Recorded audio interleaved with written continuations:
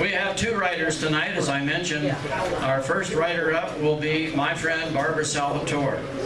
Barbara has been in the Lincoln area for about 6 years on a vision quest.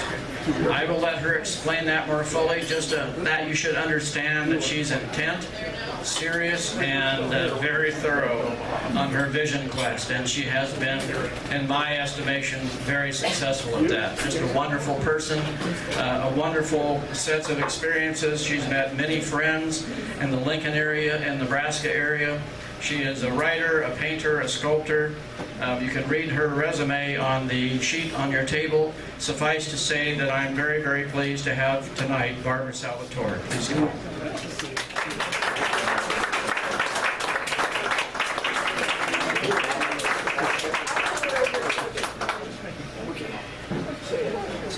That was a really nice introduction. I've not thought of my journey as that, but it is very much that. You're going to have to use the mic. Needs to be trained.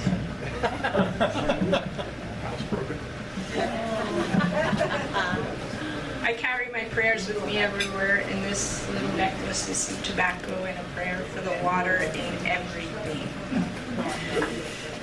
I moved here in 2011 to study the Omaha Language, which is kind of a strange thing to do for a woman from the East Coast, where when I say the word, you know, has anyone heard of the Omaha tribe or the Ponca tribe? Everyone says, no. Who are they? Are they still alive? Anyway, the reason I was interested in the language was because of a vision that came to me in a dream of a woman covered in a big black horse with seeds. And her horse was covered in seeds. And I, anyway, followed the clues to where she was from and determined that she was a member of the Ponca. Can everybody hear me back there? No. Hello? Is that better? Hello? Okay, here we go. My first piece is a tribute to my Ponca language teacher, Mark Awakuni-Swetland, Wagónze Ūthixide, Íthinge. When we follow a name with the word Íthinge, it means they are no longer with us. And this is what I wrote for him. Wagónze Ūthixide. I picture him watching the ebb and flow and grip of pain, his family with him, as always, these last days. I picture them together even now, him wrapped in layers of star quilts and stars. I picture his mind still working deep inside him, part here, part there, still hovering between the place he is and the place he'll be soon going. I picture all the words in his mind like seeds that will never sprout again on his tongue, and all I can do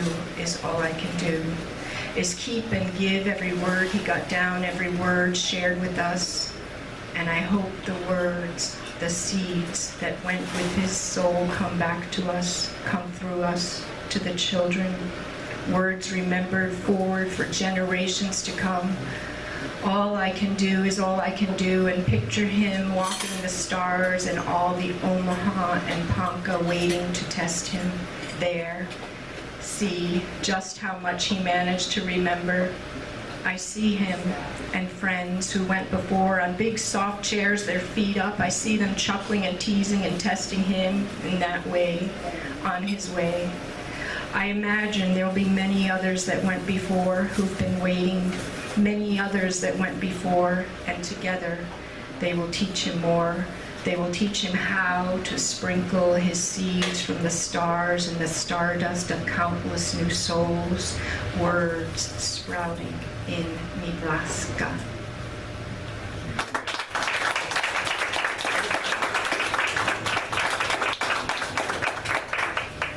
Whenever a speaker dies, you can never have that back. It's like having some of the tongue cut out of the tribe. So I just wanted to start with a tribute to my teacher. And this is a story told by my other teacher, Emmeline Sanchez Omaha. Her Omaha name is Te Sangmi, which means white buffalo tail woman.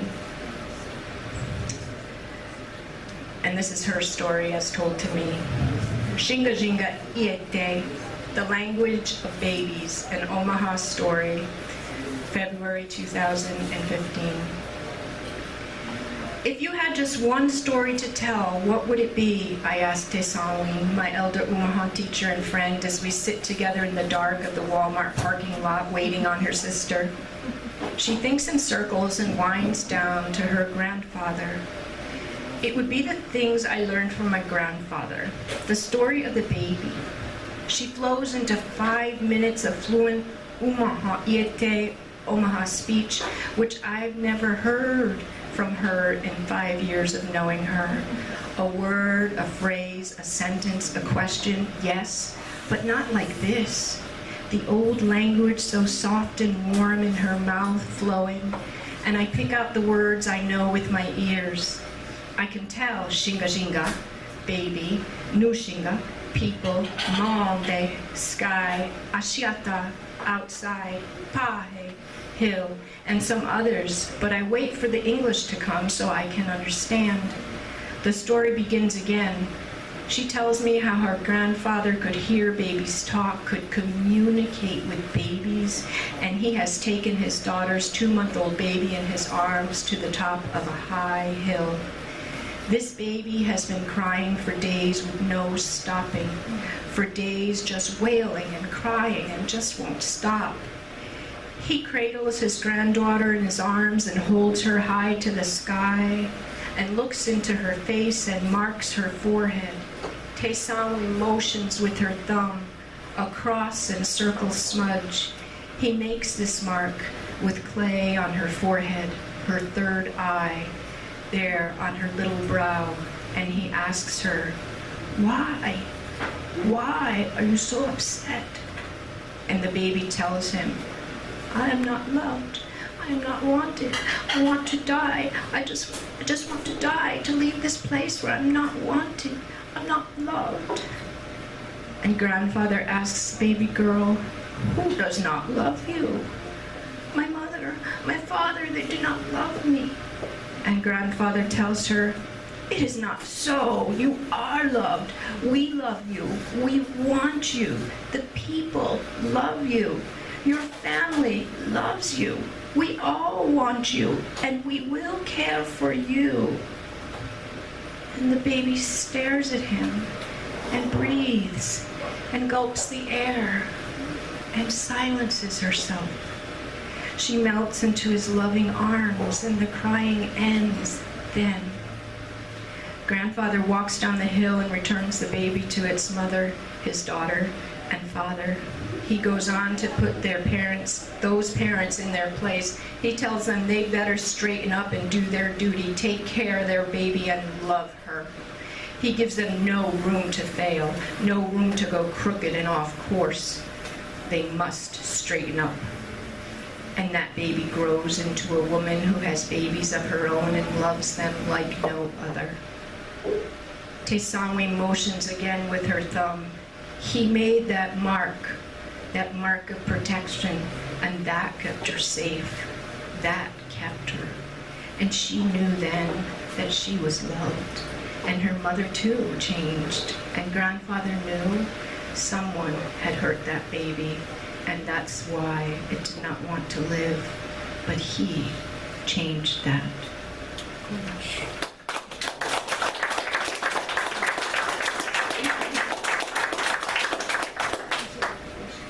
I think about Dapple. I mean, I'm hoping everyone here is thinking about Standing Rock and all of the many nations that are gathered there, and especially the ancestors that are always there. And I think about recently, especially, how PTSD and historical trauma has been brought to the surface, that people are suffering the same crimes against them and injustices that they have for centuries.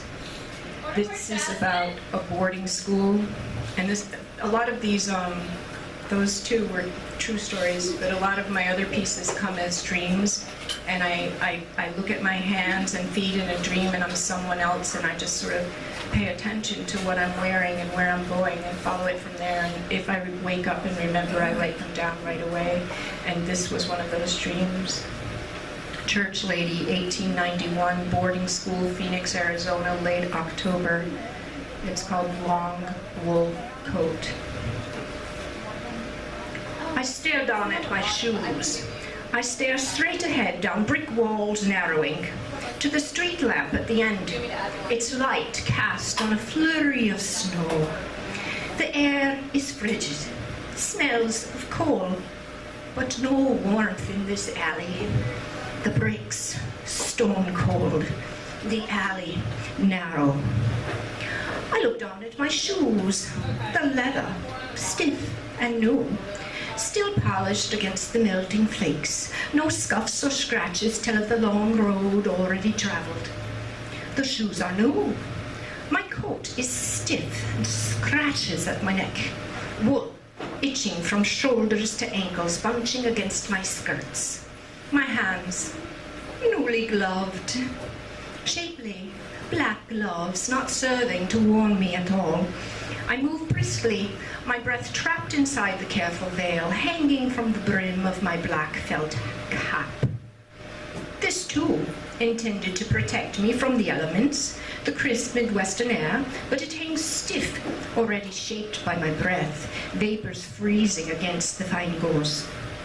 The veil is a film of ice by the time I near the front porch.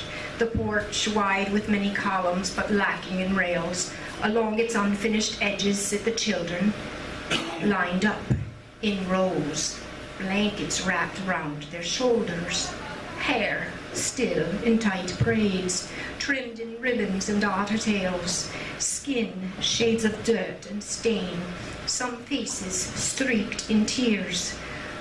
My lashes blink to stave my moist eyes from freezing, because now I am seeing things. Now I see the children there before my eyes as if frozen by the box camera. The same children, but now changed, conformed, all one long face, one haircut, short, bangs where there'd been feathers, eyes wide with questions or narrow with anger. No blankets, no skins, grey coats, shoes that do not fit. I see their future. There's nothing I can do to keep change away from these children.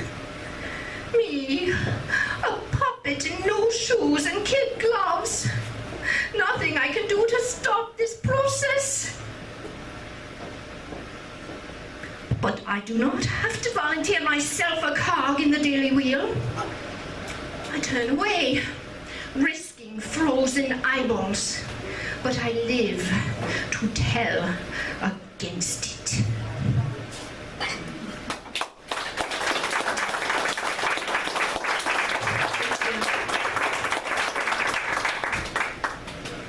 And then again, this was triggered by a visit to Wagónze Cemetery here in Lincoln. And this paragraph is from the Lincoln Journal-Star in 2009 with a headline that says, "In the end, who is really friendless?"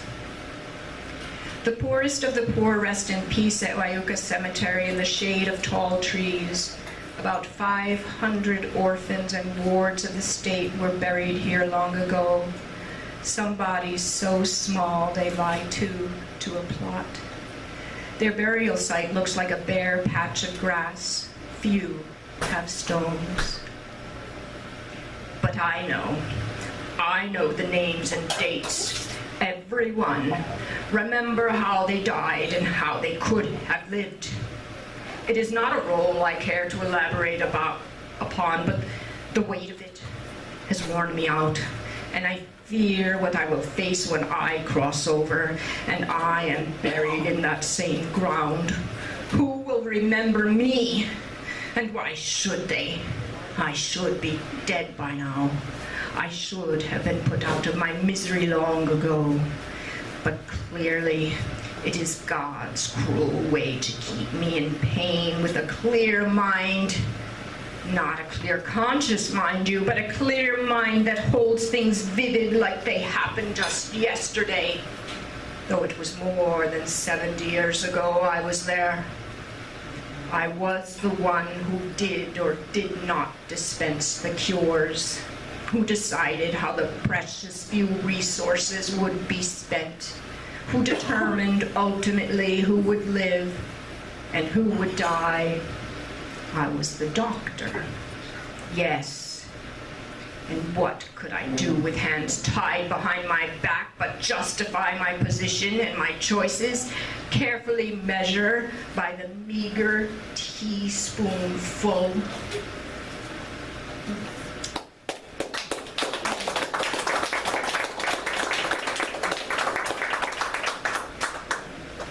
And this is called We Remember. Shange Tanga Waujinga, big horsewoman as an old woman.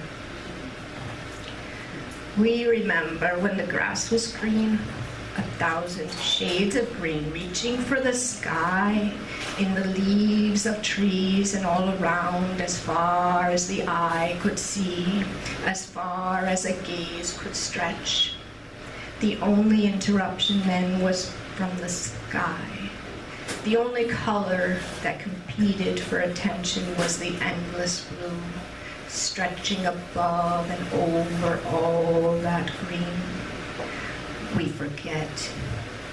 Even those that live for decades upon decades, years stringing together as the centuries turn, even those born on these grasslands, those raised on them, forget the seamless world we knew then. Now is all we have. Now is all we measure by.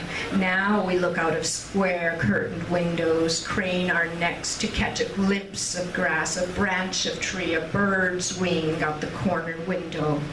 And even now, when I turn my back to the fire, poke at it to warm my old bones, the slumped shoulders of my grandchildren are there in the future, not watching the flames, not tending the fire, not speaking, but silent and glazed, staring into a box. If I were a stronger woman, a taller woman, a smarter woman, maybe I would have the strength, have the power, have the words to shake out our memories, to show the world the way it was, the way it's supposed to be, above the blue and below the vivid green.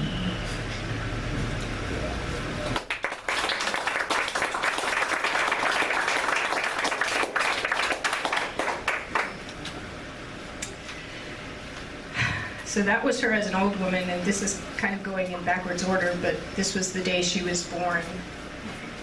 And a lot of my life centers around the theme of seeds, and that dream of the woman carrying the seeds on her horse has led to a passion for myself for saving seeds. And this weekend I'm actually teaching a class on seed saving for the National Women Farmers at the Arbor City Lead Center. But saving seeds, the physical plant seeds, 94% of our crops have disappeared in the last 60 years. So it's really something I'm passionate about and try to get everybody enrolled in. And when Big Horse Woman was born, she was recognized as a seed keeper. Seed carrier. Wamide Arin. Her mother held her, nursed her, welcomed her. Her grandmother named her. In the early days, every woman carried seed for their families, for their village, for the tribe. But not every woman knew the seeds to carry of medicine. Those that did carried these seeds wherever they went. Rainwalking was such a seed carrier. Nonji Monin carried the seed of every medicine that crossed their path. When her daughter, Kanda Hiwin, gave birth, there and then, Nonji Monin recognized water willow as one. Rainwalking had the seeds of knowing to pass on, and she saw that water willow would be fertile ground. She she saw in this new child the heart and hands to carry seeds, she whispered to her new granddaughter, Ūthixide, for every medicine there is a plant. For every plant there is a seed. For every people, a seed carrier. And thus she blessed her. Rainwalking was close to the seeds, knew when they were thirsty and could call on winds when they grew desperate to drink. When rainwalking beseeched, these winds would gather up clouds and press rain from them, and that is how she got her name. Rainwalking would keep rain-making in her fingertips until Water Willow was old and strong enough to move winds and water. But first, she would speak with trees, and so her name was the tree she was born under. Íthinge, Water Willow, she was called.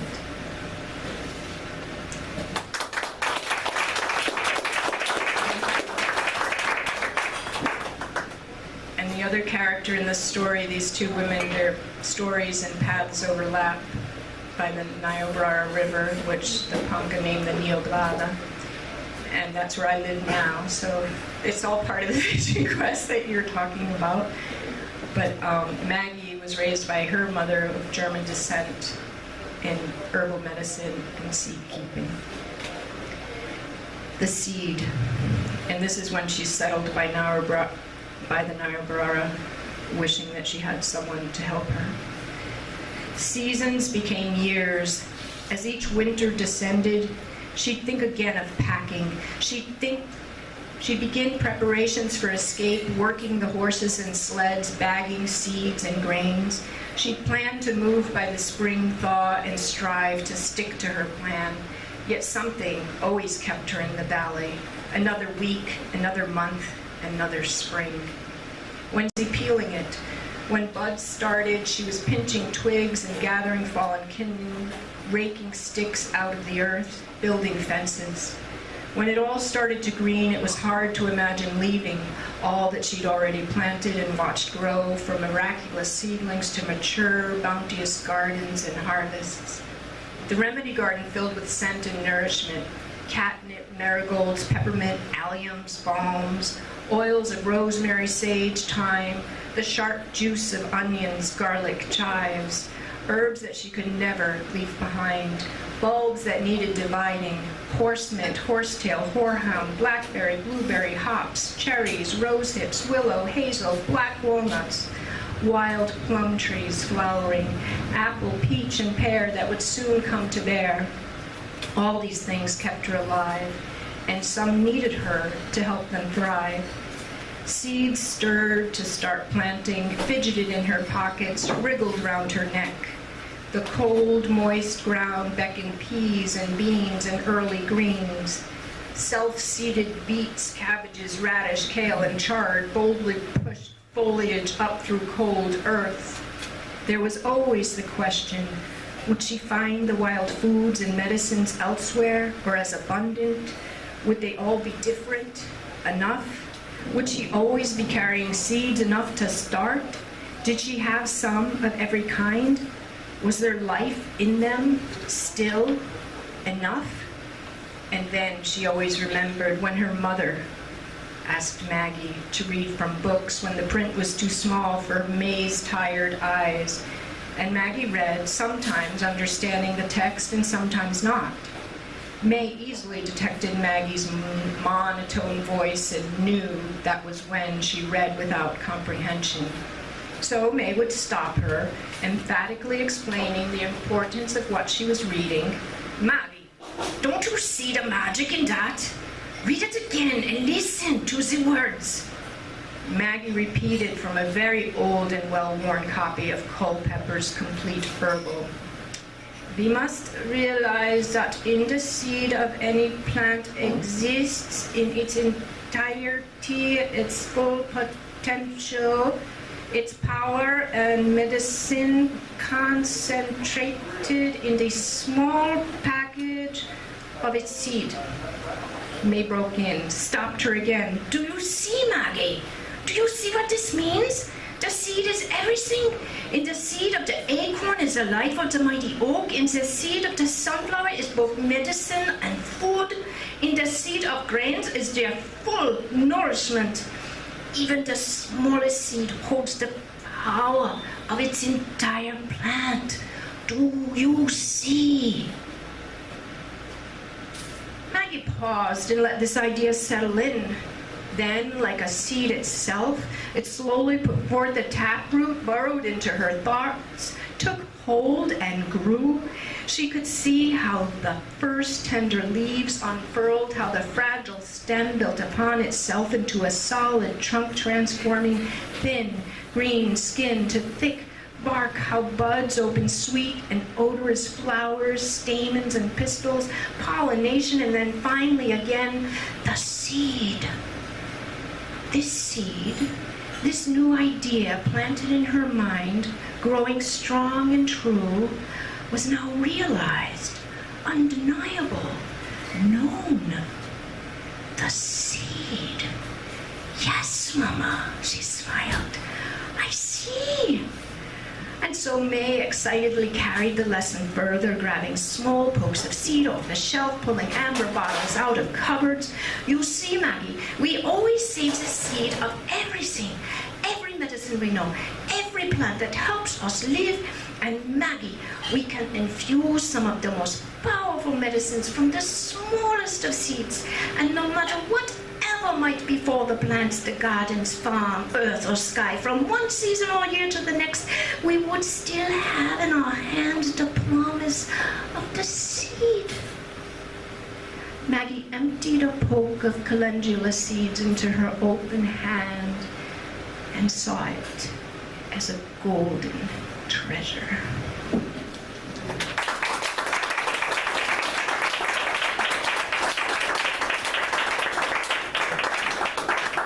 I like that one.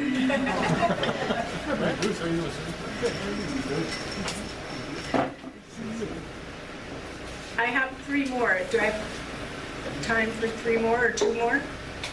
2 more. Okay.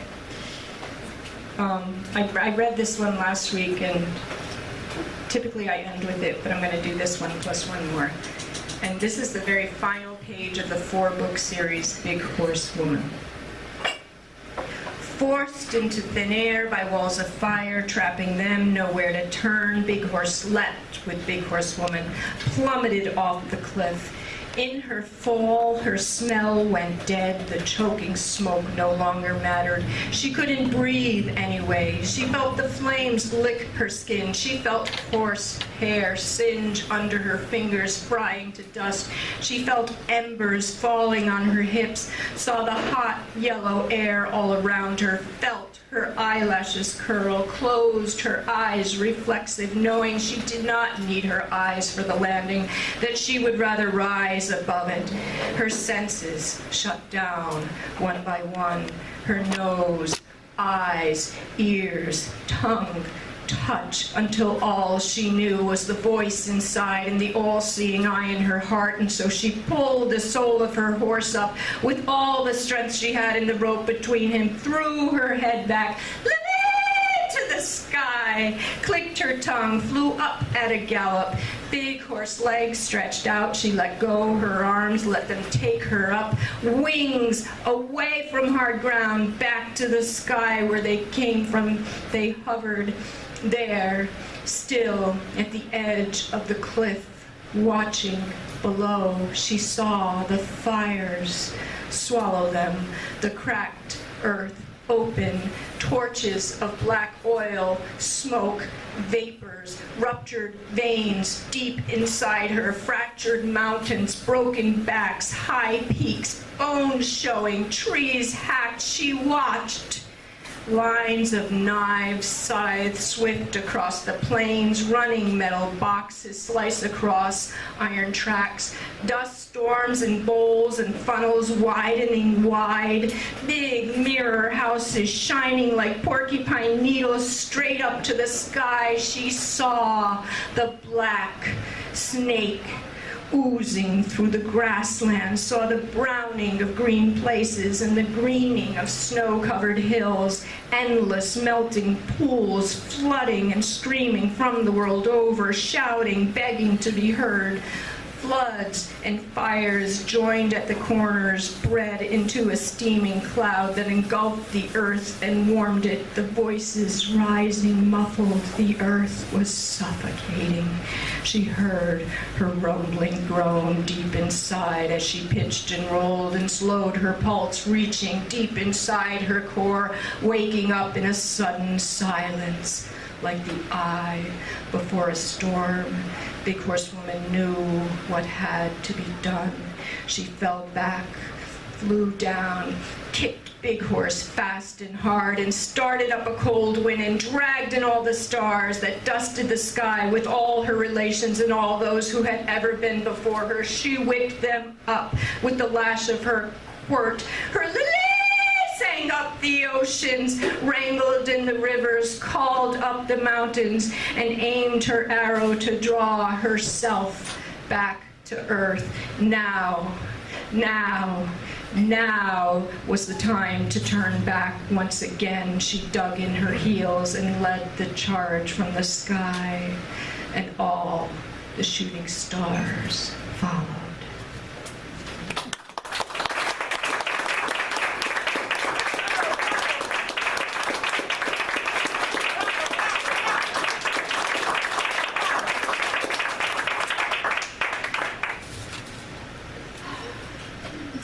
That's my prayer for Dapple.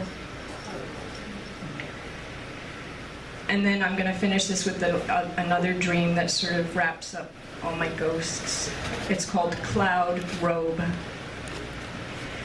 There's a carnival atmosphere, indoors, outdoors, crowds moving and cars being parked, horses and ponies with young riders crisscross the lot. I am traveling with a group who all seem to be following my lead. As we run into friends, there are happy reunions and shared flurries of news. As we approach a small cabin, everyone stops and someone stands next to me, telling me, "This is the place." I can see that there are dim lamps on inside, casting a yellow light. I can hear a TV as well. There may be people, but what I am about to do will not harm them. The person beside me is holding a cloud-making cloak. It is very fine, a floor-length object. At the floor, the silver chains are thick like a rope, and they gradually are thinner and finer as they proceed from floor to knees to hip to neck and sleeves, which are thin as string. It is a robe of necklaces.